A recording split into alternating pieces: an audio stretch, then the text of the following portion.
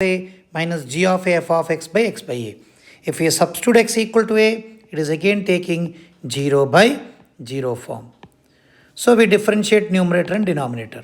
Limit extending to a, this will give you g dash x into f of a minus g of a into f dash x, whole divided by 1 minus 0.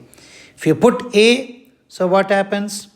G dash a into f of a minus g of a into f dash a, whole divided by 1.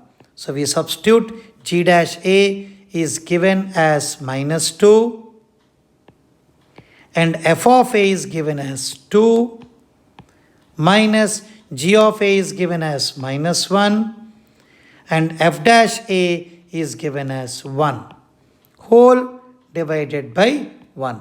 So what we get here?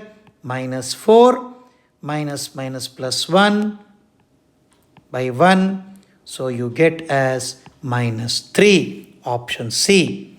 I repeat once again, g of a into f of a, g of a into f of a minus g of a into f of a, both will cancel, a comma a 0 by 0 form.